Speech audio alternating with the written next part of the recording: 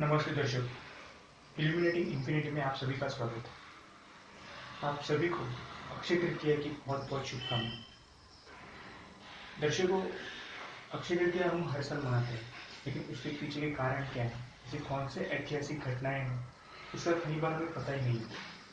तो इसीलिए हमने ये वीडियो बनाने का सोचा, ताकि हम अपने रिसर्च के थ्रू आप तक इस बारे में जानकारी पहुंचा सके कि हम त्यौहार क्यों मनाते हैं। तो चलिए आगे से हम शुरुआत करते हैं।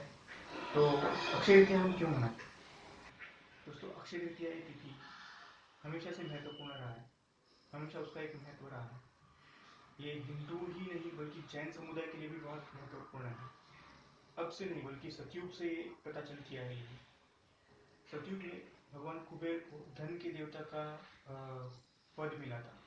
साथ ही साथ आज ही के दिन राजा भगीरथ की कड़ी तपस्या के कारण माता गंगा ये पृथ्वी पर, स्वर्ग से पृथ्वी पर अवतरित हुई थी। ये हुई सतयुग की। त्रेता युग में भगवान श्री हरि विष्णु ने माता रेणुका और महर्षि जमदग्नि के घर उन्होंने अपना छठा अवतार लिया था। जी हाँ दोस्तों, भगवान परशुराम श्री हरि विष्णु के छठे अवतार है और उनकी जन्म तिथि इसी तिथि में होती है, अक्षय तृतीया के दिन। भगवान परशुराम जी को पृथ्वी को 21 बार निक्षत्रिय करने के लिए जाना जाता है, क्षत्रियहीन करने के लिए जाना जाता है। मेरे हिसाब से बहुत गलत है दोस्तों, क्योंकि 21 बार उन्होंने क्षत्रियों को खत्म नहीं किया था, उन्होंने अत्याचारी क्षत्रियों को खत्म किया। ये याद रखिए, क्योंकि हम जो बोलते हैं कि क्षत्रियहीन किया था, तो यही बात जो लिबरल है, लेफ्ट है, या ऐसे कुछ गुट है जो हिंदू विरोधी है, वो इसका फायदा उठाते हैं हिंदू धर्म में बांटने के लिए, तोड़ने का काम करते हैं।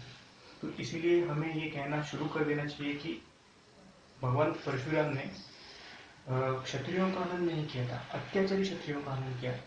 अगर वो सभी क्षत्रियों को खत्म कर देते तो श्री राम जो रघुवंश के 68वें वंशज थे, वो पैदा ही नहीं होते। हाँ, माता जानकी जनकपुर की राजकुमारी थी। जनक नरेश ही नहीं रहते तो माता जानकी होती ही नहीं, उनका पालन पोषण होता ही नहीं। साथ ही साथ आपको ये पता होगा कि जब भी माता जानकी का स्वयंवर था, तभी अनेकों राजा राजकुमार ने वहाँ पे सम्मेलन में सहभागी हुए थे। तो ये सब होते ही नहीं ना। तो इसका मतलब यही है कि वहाँ अत्याचारी जितने भी राजा थे, क्षत्रिय थे, उनका उन्होंने हनन किया। और यही हमें बात अभी आगे पहुँचाई। तो ये याद रखिएगा कि भगवान परशुराम जी ने 21 बार पृथ्वी को अत्याचारी क्षत्रियों से मुक्त किया। तो चलिए आगे बढ़ते हैं। द्वापर युग में अक्षय तृतीया के दिन पांडवों को सूर्य नारायण की तरफ से अक्षय पात्र मिला। इस अक्षय पात्र का एक महत्वपूर्ण किस्सा है। अक्षय पात्र का एक महत्व है कि अक्षय पात्र में आप जो भी मन से चाहोगे वो व्यंजन आपको तैयार मिलेगा, और उसमें कभी भी कोई भी व्यंजन खत्म नहीं होगा। आप जब तक चाहे पूरे पृथ्वी का पेट भरने के बाद भी उसके अंदर बहुत सारा खाना बचा रहेगा और ये भरता रहेगा, इसलिए उसे अक्षय पात्र कहा जाता है। और यही अक्षय का मतलब है, अक्षय तृतीया का मतलब भी यही है कि आप जो भी मन से आप मांगते हो ईश्वर से, आप अपने महत्वाकांक्षा को पूरी करने के लिए कुछ मांगोगे तो पूरी होगी नहीं, परंतु अगर आप जन कल्याण के लिए कुछ मांगते हो तो जरूर पूर्ण होगा। इसलिए अक्षय तृतीया को अक्षय माना जाता है, क्योंकि इस दिन आप जो भी मांगो वो पूर्ण होता है और उसको अक्षय फल प्राप्त होता है। अगला किस्सा है दोस्तों, भगवान श्री कृष्ण और सुदामा जी। सुदामा जी के पोहे खाकर आज ही के दिन भगवान श्री कृष्ण ने सुदामा जी को वैभव प्रदान किया। फिर द्वापर युग खत्म हुआ और कलयुग की शुरुआत हुई। कलयुग की शुरुआत में ही भगवान वेद जी ने महाभारत जो महाकाव्य है, उसकी रचना की।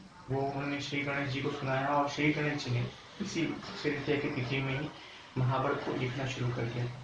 ये श्री गणेश ने कर दिया था, इसलिए अक्षय तृतीया का एक और महत्व है।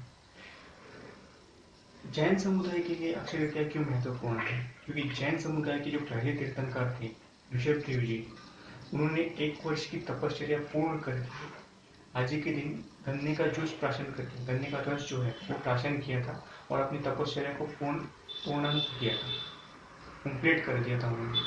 तो इसीलिए जैन समुदाय भी इसे एक महत्वपूर्ण त्यौहार मानता है। तो अब तक आपने जितनी भी ऐतिहासिक घटनाएं आपने सुनी, तो उसमें आपको पता चल गया होगा कि इससे आपकी सारी इच्छाएं पूर्ण होती है। तो आप भगवान से प्रार्थना कीजिए, आपकी सारी इच्छाएं पूर्ण होगी। और फिर एक बार हम आपको अक्षय तृतीया की बहुत बहुत शुभकामनाएं देते हैं। अगर आपको हमारा वीडियो पसंद आया है तो हमारे वीडियो को लाइक कीजिए।